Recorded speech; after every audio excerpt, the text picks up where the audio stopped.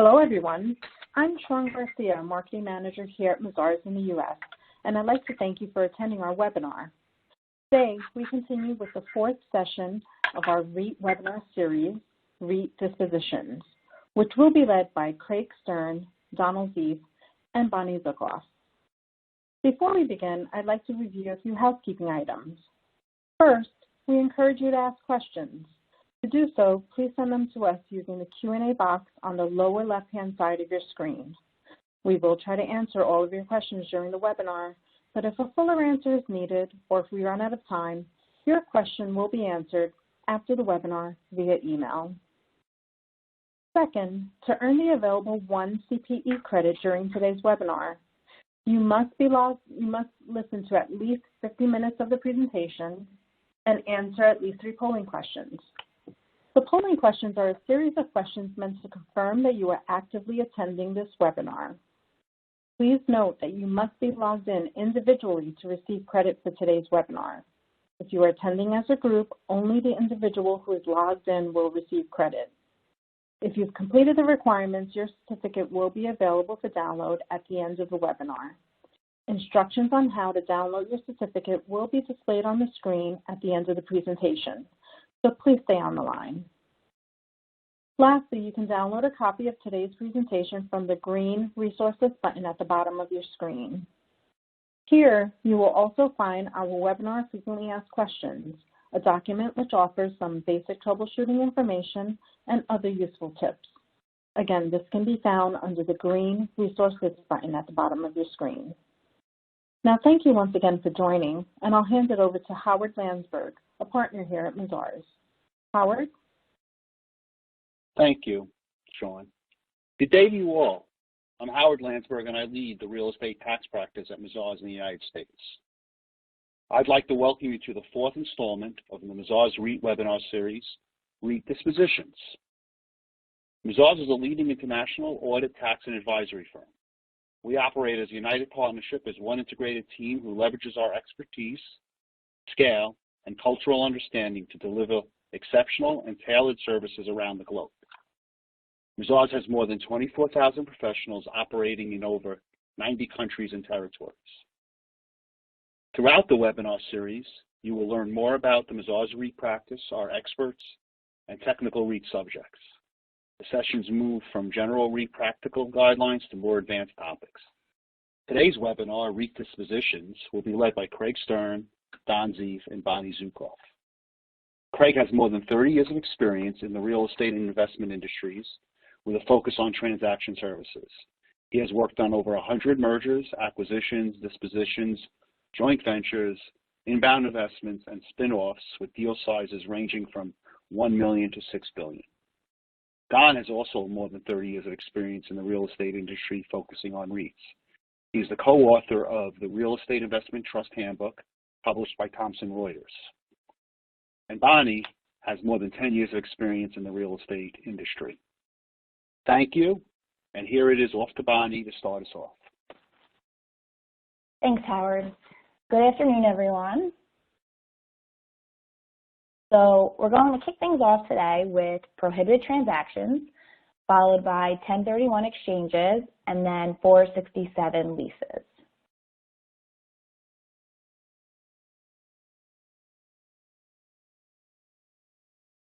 So we've stressed a few times now over the course of our webinar series that a REIT is meant to be passive.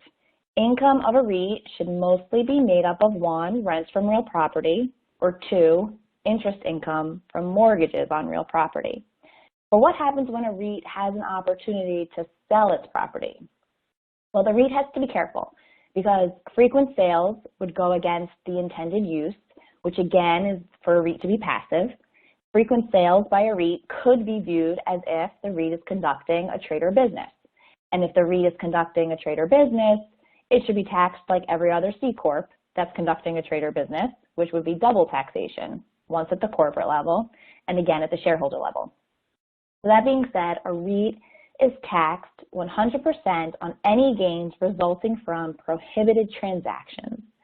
A prohibited transaction is a sale or other disposition of property held primarily for sale to customers in the ordinary course of the trade or business. In all honesty, it's difficult to determine whether a sale is a prohibited transaction or not. It's not always clear-cut. So the REIT has a few options here.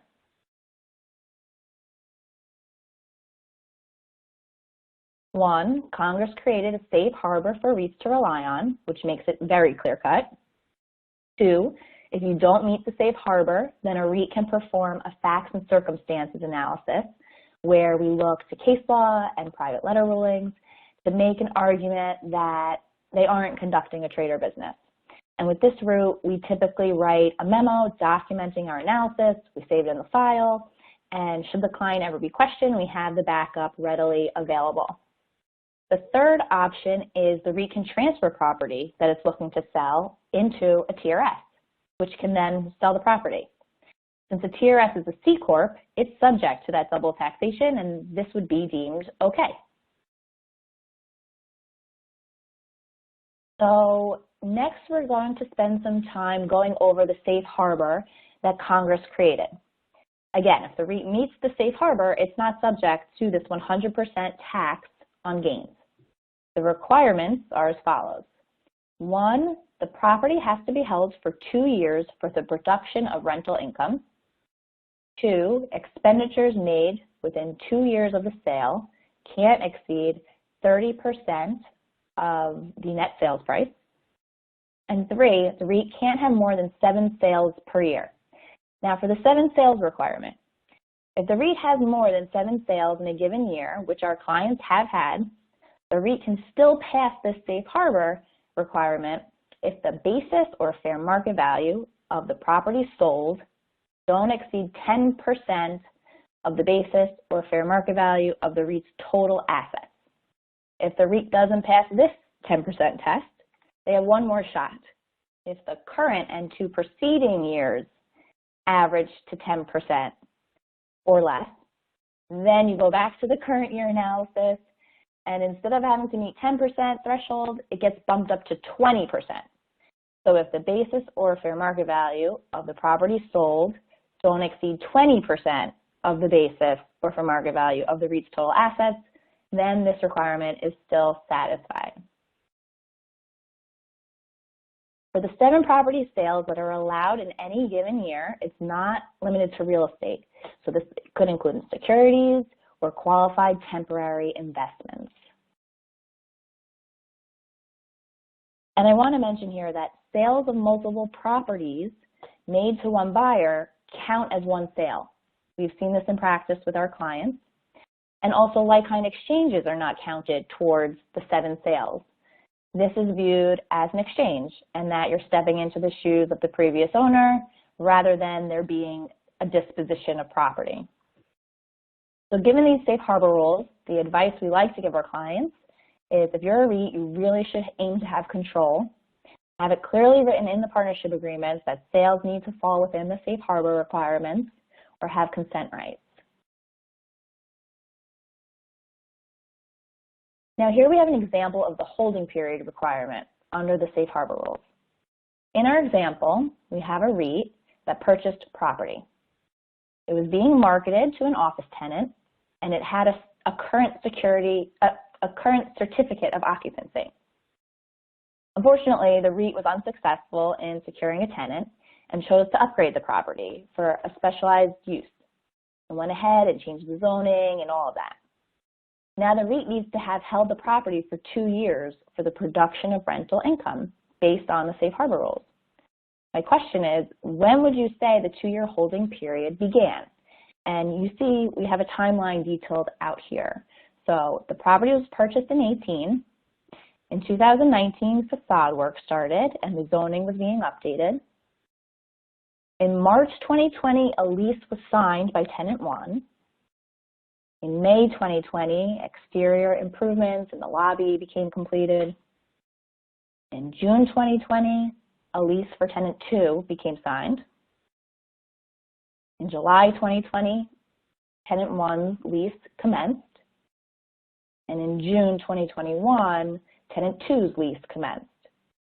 So looking at this timeline that we have here, when would you say the start of the 2-year holding period begins?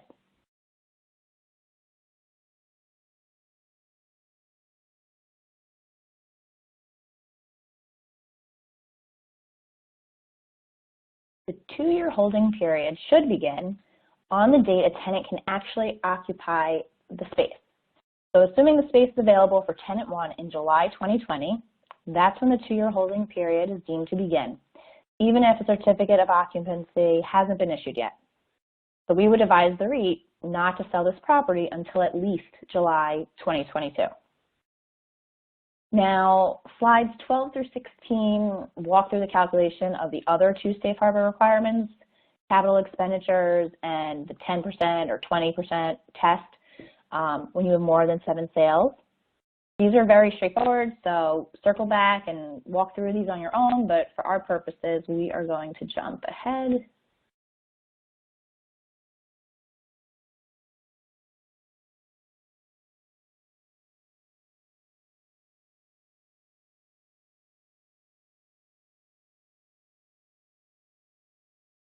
To the first polling question, and I'm going to send it to Sean.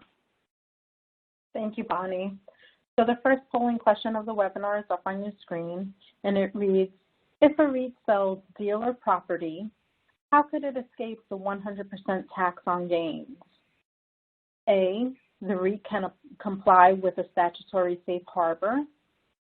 B, the REIT can rely on case law and PLRs, facts and circumstances. B, both A and B, or actually both A or B. And D, none of the above. Please make your selection now and be sure to click the submit button to get credit for your answer.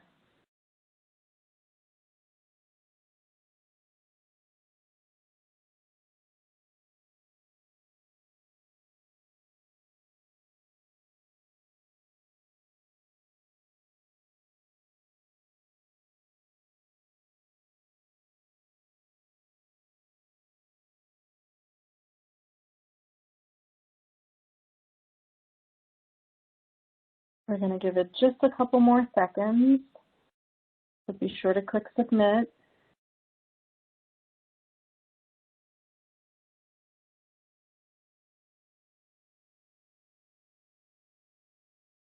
Okay, let's take a look at the results.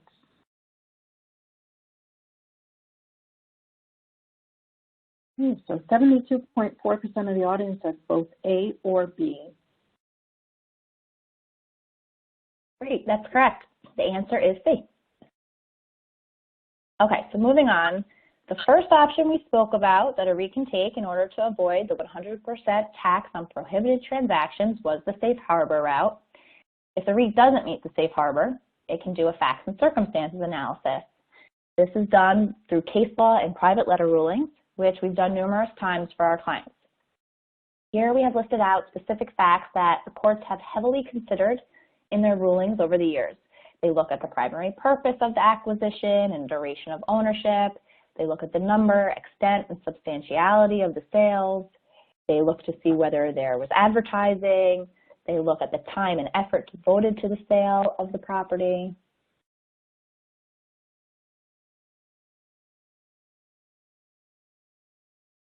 As it says here on the top of this slide, no one factor is controlling, but many courts have stated that the single most important factor is the frequency and substantiality of the sales when doing a facts and circumstances analysis. So throughout the years, the courts have looked at various situations, which we have listed out here for you. They have looked to see what the intent of the investment was. Based on rulings that we've seen, the courts don't typically think liquidation of a portfolio would be deemed a prohibited transaction. The courts have ruled if there's a sale of a portfolio in order to exit a certain segment so that they're able to concentrate on a different segment, that's not considered a prohibited transaction. The courts have ruled on selling unwanted properties that were acquired as part of a larger acquisition. We've seen them rule on one-off sales, unsolicited offers, and taxpayer activities versus market forces. So next we're going to look at each of these in a little bit more detail. When looking at investment intent, we can look at the case Mallet v. Riddle. In this case, there was a partnership that purchased unimproved property, divided a portion of the property into different lots, and did construction on them. and then the lots were distributed to the partners. After 9 months of unsuccessful attempts to develop the rest of the property, it was sold in 2 different sales. In this case, the court concluded that the substantial purpose of the taxpayer wasn't for the sale of the property. They tried to develop the rest of the property and ultimately received 2 unsolicited offers.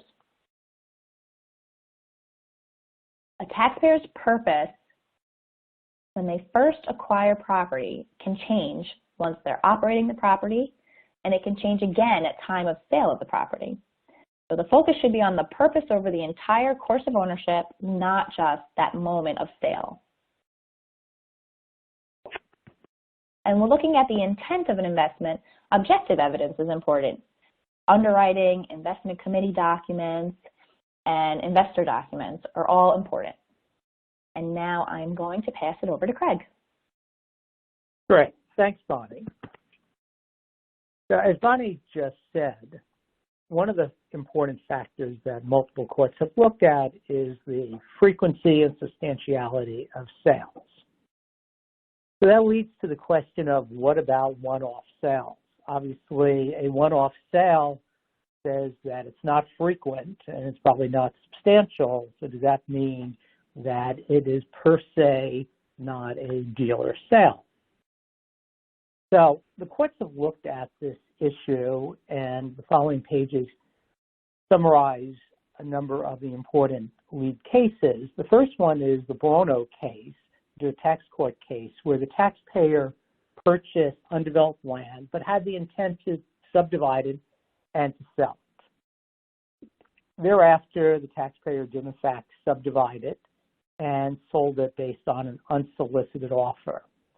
They did not have lots of sales activity or improvements, and they only made 1 sale. So in that case, the taxpayer argued, well, I only made 1 sale. It's not frequent and substantial. I'm not a dealer. And the court said that they agree that it's not a dealer sale, even though the intent at all times was to sell it. So where you have a conflict between the substantiality and the frequency of sales and the intent to sell, which is another critical factor, this court balanced it and said that there was a lack of number of sales and therefore you are not a dealer. Similarly, in the Fifth Circuit, in the Reese case, the court held that an isolated, non-recurring transaction did not constitute a trade of business and therefore you are not a dealer. So far, the taxpayer's done well on this argument that a one-off sale is not a dealer sale. However, thereafter, there were a number of court cases that said, we're not looking at whether or not there's only 1 sale. We're going to look at whether or not you intend to sell that particular property. So in the S&H Inc. case in 1982, as well as the Morley case in 1986 and the Fargo case in 2015, the court basically said there's not a one-bite rule, that just because you make 1 sale of a property does not necessarily mean that that was not a dealer sale. They're going to look at the substance of the transaction. They're going to look at the intent of the acquisition. They're going to look to see what activities that you conducted while you owned it.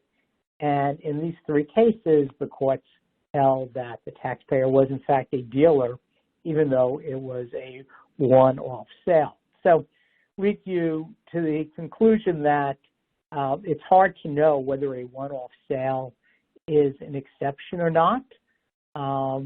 And, you know, so it's an exception all the times except for when it's not an exception. So something, when you hear somebody say it's a one-off sale, it's not subject to dealer characterization, that may or may not be the case. The next question we look at is whether or not the taxpayer can hold different properties for different purposes. Can you be a dealer with regards to one group of properties, but not a dealer with regards to other properties? Or is it once you're a dealer for everything? And based on a number of court cases listed below, the courts have held that you can be a dealer only on some properties but not on other properties. The focus is on the intent and the activities with respect to a property, not who's actually doing the activities. Another exception that we often discuss is sale of unwanted properties acquired as part of a larger transaction. So this frequently occurs in a retail space where they're buying large blocks of land and they have out parcels that are not going to necessarily be used as part of building the mall, and they want to dispose of it, or they're forced to make a large acquisition, a bulk portfolio acquisition, because the seller says, take it all or I'm not selling it to you, but they know that some of the properties are not part of their core strategy. The question is whether or not you can sell those unwanted properties when you have an intent to sell those properties. And in two of the leading cases that I've mentioned here, both the Third Circuit and the tax court said that even though your intent may have been to sell the properties, if you were in effect forced to buy these properties, that's not a sale in the ordinary course of business. Selling unwanted properties is not a trade of business. So that is an exception when you find yourself in a situation where you're forced to buy more properties than you actually need. The next category, exceptions, is one that is frequently cited, and that's the liquidation exception. So the first case on the liquidation exception that sort of established the principle was the Heller Trust case, which is the Ninth Circuit case in 1967. And the facts were basically a corporation created to develop rental real estate. The corporation then liquidated, distributed out the rental real estate to the shareholders. The shareholders undertook significant sales activities. And the court said, okay, well, you sold a lot of the properties. However, your intent was just to liquidate your investment. So because you're liquidating your investment and you're not going to replace it, to us, that doesn't sound like a dealer activity, because a dealer activity, in the Ninth Circuit's mind, is something where you constantly replenish your inventory, constantly developing inventory, and that was not the case. And Heller, therefore, they suggested that a liquidation exception apply. However, 10 years later, the same court looked at a similar fact pattern, but one that had more activity, both as far as sales and improvements to the property. And in that case, they held that you, in fact, were a dealer, even if you were liquidating your investment. So there again, when they talk about liquidation exception, the devil's in the details. Similarly, the Gaggi case, which is also often referred to as part of this liquidation exception, there again took a case where the partnership had rental property. They decided the best solution to the realization of profits would be to convert the rentals into condos, and then they sold them over 2 years. And the court in this case decided that it was a liquidation of the investment rather than a sales activity based on the fact that there were fewer development activities. So there again, it's a question of facts and circumstances. Similarly, the IRS, when faced with a request that a liquidation sale of the REIT's property did not trigger prohibited transaction provisions because it was not in the safe harbor, in 1989, the IRS ruled that it was not a dealer sale.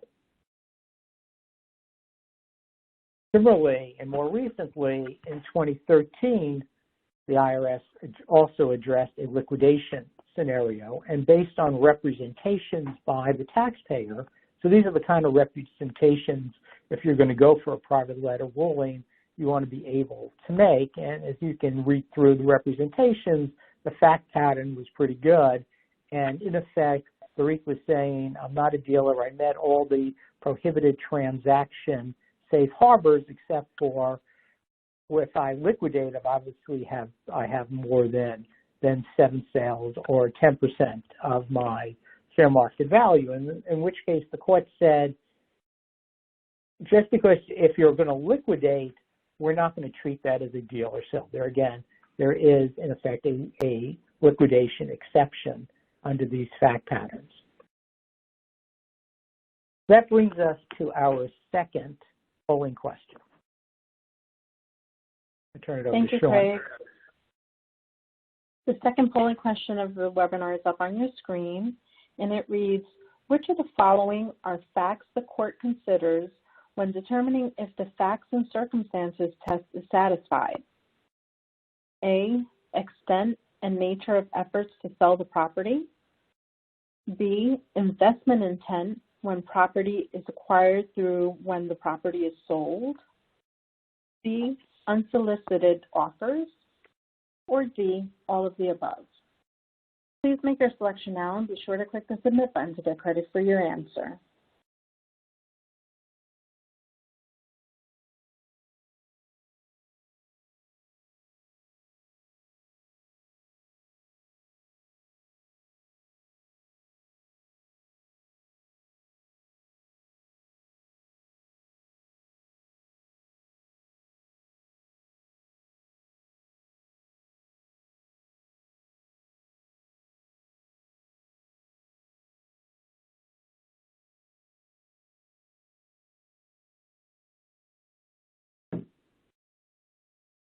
Okay, we're going to give it just a couple more seconds. Be sure to click Submit to get credit.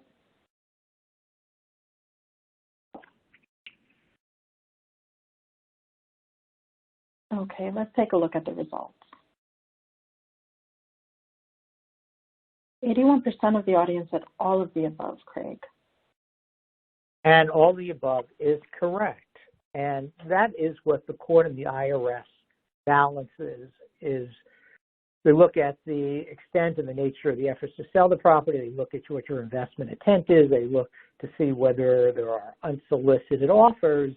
They weigh them in a particular fact pattern, and the court reaches a conclusion. And because they're weighing so many different variables, there are very few hard and fast rules as to when you meet the exception, but it's important to understand how the court weighs these different factors. So moving on to unsolicited offers. And you'll often have a situation where a REIT is renting out real estate and they receive an offer out of the blue, and it's an offer just too good not to consider, and they go to their tax advisor, they go to the tax director, they go to the CFO, and they say, I've got an unsolicited offer, and I sell it. So in this private letter ruling, one that I know intimately, the REIT was converting property from a certain class of property building to a Class A building, and they converted it with the idea of renting it out. They then entered into leases both for the office space and for the retail space. Shortly thereafter, the REIT was contacted by a broker who said they had a client that was looking for a property that this particular property met all of the criteria. The offer was unsolicited. The REIT had not intended to sell the property and had engaged in no marketing or advertising activities with regards to the property. In this case, the REIT went for a private letter ruling, explained to the government, we don't meet the safe harbor. We haven't held it for the production of income, similar to the situation Bonnie presented, where while they had entered into the leases, they had not held it for the production of rental income for 2 years, but had received this unsolicited offer, and the government concluded that a sale under those fact patterns was not a dealer sale. There was no intent to sell. There was only one sale. So they took all the criteria we talked about and they reached the conclusion that it was not a dealer sale. Another situation that often happens is a change in circumstances. You bought a property or properties for a particular purpose, whether it's in a particular geographic area, whether it's a particular type of product, and the facts change, the circumstances change. And based on the change in those circumstances, it makes business sense to sell the property. And generally, the courts have looked at that change in circumstances. So not a change in purpose, but really a change in the circumstances that leads to the desire to sell. And as I've listed above, there are quite a few cases that say that if you can show through objective evidence that there's been a change in circumstances, the court will treat it as a non-dealer sale. So that's something important to remember if you're going to sell a property because the facts have changed. The next area that we're going to look at is whether or not the taxpayer's activities are such that the government would say and the courts would say that you are a dealer. And I've listed two cases, Third Circuit and Fifth Circuit cases, which concluded that the taxpayers, because of their activities to improve the property, were dealers rather than merely investors. By trying to add value to the property for the purpose of selling the property, that you would be treated as a dealer. So that's something to be aware of, that your activities as the owner, if they are intended to make the property more suitable for sale, can cause a court to treat your sale as a dealer sale.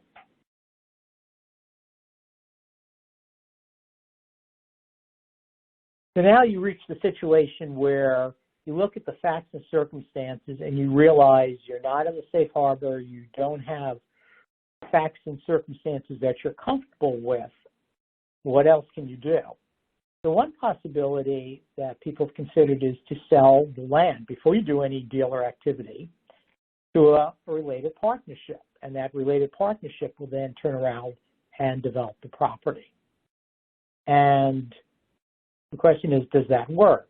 And the answer is it does not, because Section 707B2 says that a sale of property to a related partnership will be treated as creating ordinary income and therefore potentially dealer property. So taxpayers then turned around and said, what if I sell it to a C corporation or an S corporation? They're no longer under Section 707B.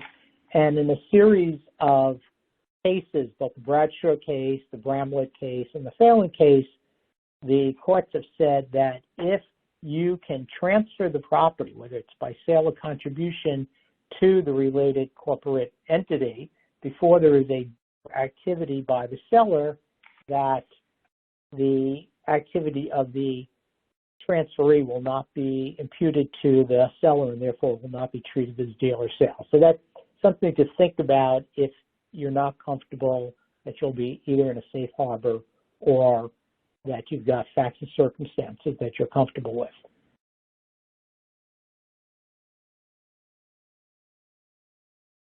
So the question is,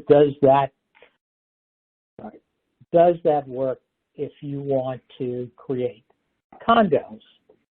And the answer is it doesn't, because pursuant to Section 1239, a sale to a related party of property that is depreciable by the buyer will be treated as creating ordinary income and therefore potentially a dealer sale.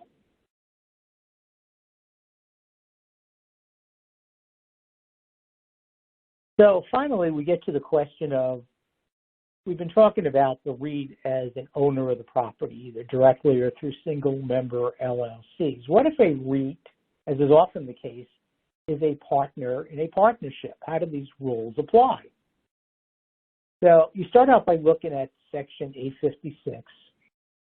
856-3G, which provides a look-through rule, but only for the purposes of Section 856. So 856 is the section that covers REIT gross income and REIT gross asset tests. So it does not cross-reference Section 857, which deals with prohibited transaction sales. So the question is, how do these rules apply when the REIT is a partner in the partnership? And there are a number of fact patterns that one has to think about. The REIT could sell its interest in the partnership, and some of the assets of the partnership may be dealer properties. How do you apply that? Is the REIT, 10% of the assets are dealer sales, or 10% of the sale of the partnership interest a dealer sale, with the rest are not? What if you contribute dealer property to the partnership, but the REIT's held it for a number of years? Is there a tack into the holding periods? What if the REIT just joins the partnership and the partnership sells within 2 years? So there are a number of questions when the REIT is a partner. And when you look at Section 856-3G, which I've listed here, as you can read through it, it really relates to and was designed to deal with the gross income and gross asset tests and sort of a look-through for those purposes. But it doesn't address 857 at all. It doesn't address prohibited transaction tests at all. But what it did address was a now repealed section that dealt with a 30% test that said that a REIT could not qualify as a REIT if more than 30% in a tax year of its gross income was derived from the sale of real estate at that time held for less than 4 years. So it sort of gets to the question of, does 857 make this 3G section not apply, and that if a REIT is a partner in a partnership, you don't look through the REIT partnership's assets for that purpose of whether or not you're a dealer sale. That gets to an example that sort of follows from slide number 11, where the property was acquired as rental property, but has not been held for 2 years because of the time frame it took to bring the property to the production of income. But meanwhile, the partnership's interest has been held for more than 2 years. The partnership had a buy-sell agreement, but it was only effective at least 2 years later. The partnership's interest was held for the partnership's interest was acquired to be held for long term. The other partner wants to potentially sell the property, but the REIT partner does not. What happens if the partner executes the buy-sell agreement and the REIT partner sells their interest? So based on the above fact pattern, the question gets to whether or not this is a sale that's in the safe harbor, and is it a sale that, if it's not in the safe harbor, does it give rise to a fact and circumstances question? And if you look at the first question, is it in the safe harbor, it's a function of, do you believe that you apply the entity theory or the aggregate theory for 857 purposes? And if you're looking at facts and circumstances, in the facts that we listed, there's no intent to sell. This would be the only sale by the REIT of this partnership interest. The sale was based on a change in circumstances, meaning that the other partner exercised a buy-sell agreement. You could also argue it was a liquidation of their investment. So to conclude, the REIT's interest in a partnership is such that it's not a clear-cut case. I leave you with that, and I turn it over to Don for the 1031 exchange section. Thanks, Craig. So another method of disposition used by REITs is to engage in a 1031 exchange. Current taxation is avoided. Oh, I am sorry. I meant to Here's my slide. I'm sorry. Current taxation is avoided, but it's not eliminated. Instead, there is a deferral of tax. So a tax-free is really a misnomer. So what's property of a like kind? Just quickly, both the relinquished and the replacement property must be used in the taxpayer's trade of business, held for investment. In other words, the property is not dealer property, as Craig and Bonnie were just discussing. The property can't be an interest in a partnership, security, debt, or other instrument, or, more importantly, personal property, which was added by the Tax Cuts and Jobs Act of 2017. There are certain time periods for deferred exchanges we'll discuss in another minute. An exchange with a related person, neither party can dispose of property within 2 years. There's an exception if one of the principal purposes of the exchange is not the avoidance of federal income tax. And finally, the cost of the replacement property must be at least equal to the sale proceeds of the relinquished property, and the taxpayer must invest equity at least equal to the equity received. So, why would a REIT really want to engage in a tax-deferred transaction? After all, a REIT really doesn't pay tax. It gets a deduction for distribution of dividends to its shareholders. Well, it does that. It gets that treatment as long as it distributes at least 90% of its taxable income, excluding capital gains. So if a REIT typically makes a distribution to shareholders in excess of its taxable income, there's little incentive for engaging in a like-kind exchange. For example, the sales proceeds are not subject to loan distribution restrictions, not needed for CapEx, etc. On the other hand, if a REIT's concerned that distributions will be less than taxable income, got difficulty in meeting its 90% distribution requirement, then there is an incentive to structure sales and acquisitions as like-kind exchanges. So what are the benefits of a like-kind exchange for a REIT? Well, it can maintain its capital base with no current taxation. In other words, it can exchange one property for another one, which it desires, no taxable gain.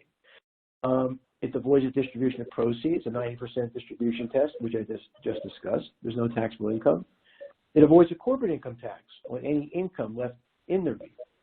It avoids the characterization as a sale, prohibited transaction that Bonnie mentioned in her presentation.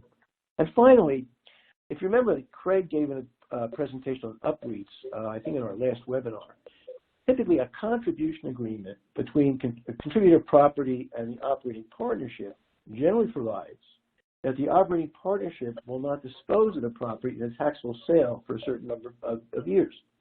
A 1031 exchange is generally listed as an exception to this prohibition because that doesn't result in taxable gain. I see we have I think we have a polling question here. Sean. We do, Don. Thank you. So the third polling question of the webinar is up on your screen, and it reads, property is like kind if exchanged with a related person and neither party disposes of the property within 2 years. A, true, or B, false. Please make your selection now and be sure to click the submit button to get credit for your answer.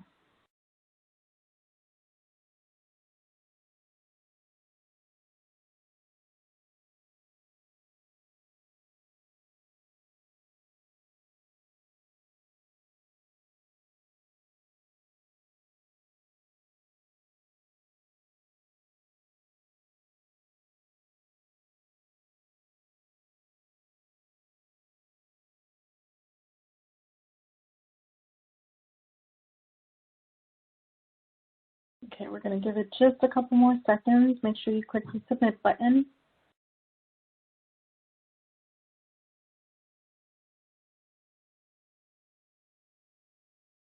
Okay, let's take a look at the results. There's 65.5% of the audience said true. All right. Well, that's the correct answer. As long as related parties don't dispose of the property within 2 years, it will retain its characteristic as like-kind property. So the next two slides have some examples, just the basics of how 1031 exchanges work with gain recognition and basis. I'm not going to go over them. Just want to underscore that the main reason and the technique for avoiding taxable gain is that the basis of the property received takes over the basis of the property exchange. In that way, the gain is preserved for later recognition. As I mentioned before, there are deferred transactions. Those are the vast majority. Simultaneous exchanges are really the exception to the rule. A qualified intermediary is used. There are timing rules that have to be adhered to: 45 days to identify the property, 180 days to close, and there's a reverse exchange where the replacement property and the relinquished property procedure is actually reversed. Now, the held for investment issue is one of the most vexing areas in a 1031. The question is, how long must a property received in a 1031 exchange be held so that you can prove investment intent? So there's no holding period in the Code of Regulations. There's no bright line test. In 1984, there was a ruling where the minimum holding period of 2 years was sufficient. The Polis case said that one of the factors they looked at, and which was sufficient, is that the property was held for 4 years. On the other hand, in the Goolsby case, the court had that 2 months was not sufficient, because at the time the 1031 exchange was entered into, the taxpayer had the intent to convert the property to personal use, and it really only advertised the property for a very short period of time in a local newspaper. So the general practitioners view the 2-year hold as safe. 1 year if at least a taxable year is crossed. In other words, if the exchange happens in November, at least sell the property at the next May, so that 2 tax returns have to be filed. Also, practitioners take some comfort in the fact that in 1989, Congress proposed a 1-year holding period, but it was never enacted. And just one thing to keep in mind is that in a dealer case, especially with 1031, the IRS has a much stronger motive to argue dealer, because in a normal tax rate case, it's looking at collecting tax based on a capital gain rate of 20% versus ordinary income of 37%. In a 1031 case, it's looking at collecting no tax at all currently, and maybe never if the value of the property decreases, so when it's sold, there is no gain. So just a word to the wise, IRS can be much more aggressive in a 1031 dealer case than otherwise. As Bonnie mentioned, so the interaction with the prohibited transaction rules, a 1031 exchange is not treated as a sale, and it doesn't count as one of the 7 sales for the 7-sale safe harbor. However, if boots received and there's gain recognized, then that'll be taken into account in determining whether 10% basis of fair market value restrictions are violated for the 10% test. I have an example here. Property with fair market value of $10 million and a basis of $500,000 is exchanged for property worth $9 million and $1 million of cash. So there's $1 million of boot, and that represents 10% of the total consideration of $10 million. So that represents $50,000 of basis, or $1 million of the fair market value, and that's considered to have been sold for purpose of the 10% criterion, and that's to be taken into account to determine if more than 10% test has been violated. Finally, there are some rulings on the related party prohibition. I just listed some here, but generally REITs are able to show that there was no tax avoidance motive and can avoid the tax avoidance on disposition of property within 2 years by the related party. Finally, if there's a busted 1031 you thought was a 1031 was entered into in 2018, but in 2020 or 21, the IRS comes in and denies that treatment. So the taxable gain is added to the REIT taxable income going back to 2018, but it qualifies as excess non-cash income and can be excluded in determining the 90% distribution requirement. In addition, REITs can distribute this income and get a dividends paid deduction by way of a deficiency dividend, which relates back to the year the income was recognized, and as long as there's earnings and profits in that year, a dividend treatment will be accorded. So our next topic is I'm just going to spend our final few minutes on Section 467 leases. This is an alternative to a disposition of the property. So 467 was Congress's response to where a cash basis lessor would report a rental income when received, and an accrual basis lessee deducted the rent as it accrued. As we'll see, however, Section 467 lease can be used to allow the cash basis lessee, a lessor, to defer income over rental receipts as long as the lessor and lessee agree for an allocation. So first, however, there has to be a valid lease. And I list that to benefits and burdens analysis. I list the factors that courts take into account in determining that. The leading case in the area is Frank Lyon, a Supreme Court case in 1978 that actually involved a sale leaseback. The two principal things just to look at is basically who bears the risk of loss and who gets a profit upon sale of a property, in addition to the other factors that are listed here. So once we have a valid lease, the question is, do we have a Section 467 lease? So a 467 lease is defined as an agreement which provides for the use of tangible property treated as a lease for federal income tax purposes and has aggregate rent in excess of $250,000 and either deferred or prepaid rents or increasing or decreasing rents. So basically, you can see every lease, almost every lease that we deal with in the real estate area will be a 467 lease. It'll be over $250,000, and it'll probably have increasing or decreasing rents. Being that it's a 467 lease, therefore, 467 provides basically three basic methods of reporting income and deduction. The first one is to justify the lease provisions. Second is proportional rental accrual, and that's where we'll spend most of our discussion. Finally, the constant rental accrual actually is only if there's a qualified leaseback or long-term agreement, and the principal purpose for providing increasing rents is the avoidance of federal income tax. This particular method can only be asserted by the IRS.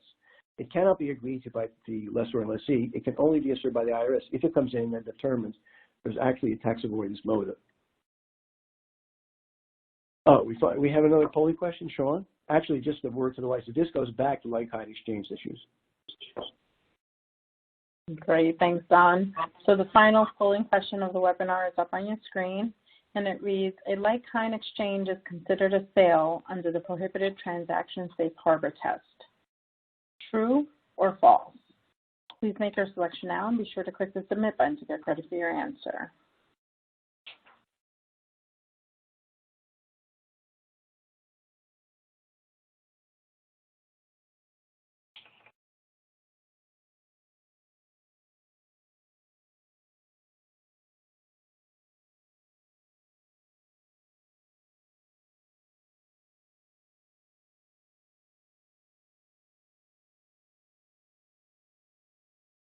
Okay, we're going to give it just a couple more seconds. Be sure to click submit.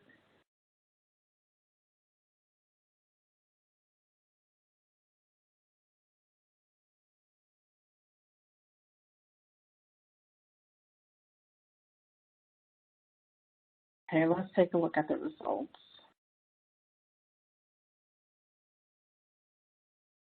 There's 60% of the audience said false. And that's correct. The like-kind exchange is not considered a sale for the prohibited transaction rules of the Prohibited Transaction Safe Harbor. So, first method of accrual is under 467 is to follow lease provisions.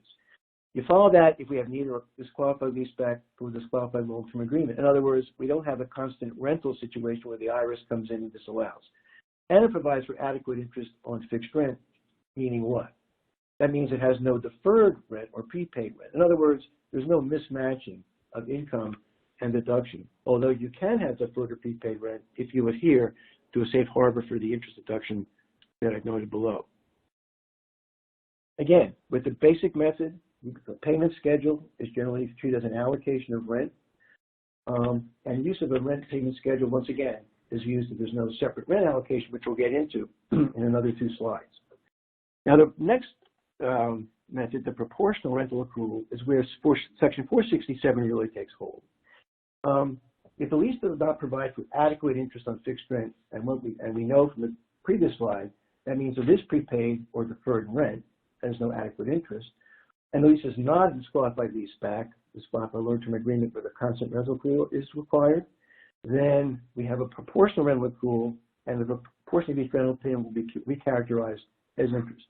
So in a Section 467 lease, what basically the IRS looks for is, there's typically in a lease, there's three columns. The years, 2018, 19, 20, the rent payment due for each year, 500,000, 550, 600,000, for example, and a funny little third column, which says allocation of rent, which means the lessee and lessor have agreed that even though, for example, $500,000 is payable in year one, we'll agree among ourselves to only allocate $50,000 to that year, deduction by the lessor, by lessee, and income to the lessor, and so on. So the prepayment of rent is not as we think a prepayment. Prepaid in this instance means if the cumulative rent payable payments through the close of any year exceeds the cumulative rent allocated. In that case, we have a mismatching, and there's an interest charge on the deferral.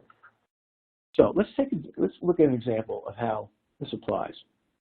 We're going to have a situation where there's a rental payment of all up rent in year one of $1.8 million.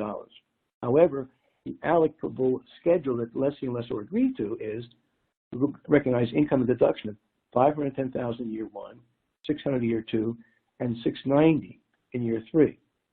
So we're going to have a rent schedule that looks like this. You can see in the fourth column that the rent payment of $1.8 million is paid all up front.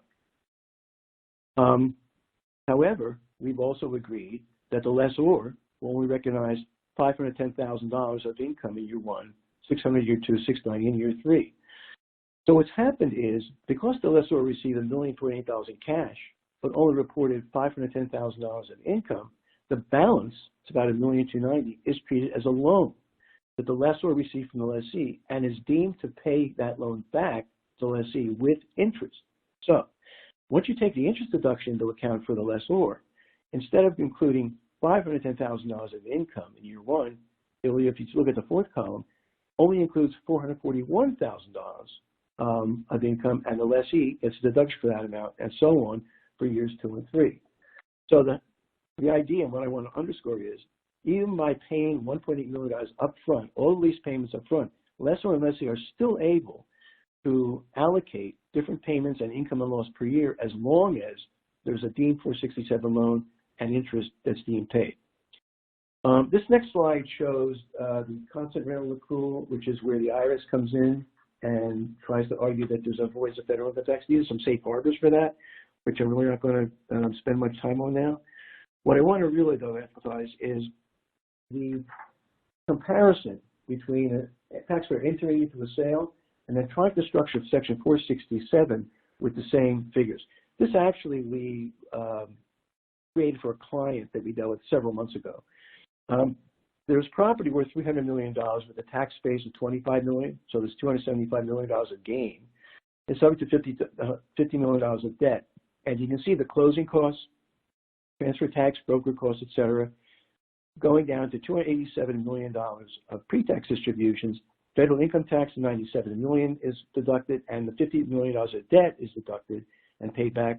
And in year one, taxpayers left $139 million of cash. Again, year one. Contrast that to a 467 ground lease where not $300 million is paid, but only $200 million is paid up front for the ground lease payment. You can see after deducting these taxes and closing costs, the net cash is $187 million up front in year one as compared to $139. So admittedly, this is just year one. It does not take into account what happens in future years where there's income accruals to the lessor and interest payments back to the lessee. But just to show you, because our client was really interested in what happens in year one, this is to show if Section 467 lease can be very beneficial. So that concludes our presentation on REIT dispositions. Our next webinar is on December 2nd. We'll be discussing foreign investments, and you'll all be getting an invite to that, showing the agenda. So back to you, Sean. Thank you, Don. We hope everyone enjoyed today's webinar. Thank you to all of our speakers. If you've completed the CPE requirements, your certificate is available for download. The instructions are displayed on the screen now. If you're a Mazars employee, no need to download the certificate. We also encourage you to tell us what you thought about today's webinar by completing our feedback form, the link to which you will see on your screen shortly. Please take a minute and click that link once we conclude here. We hope you will join us for our next webinar in this series on December 2nd.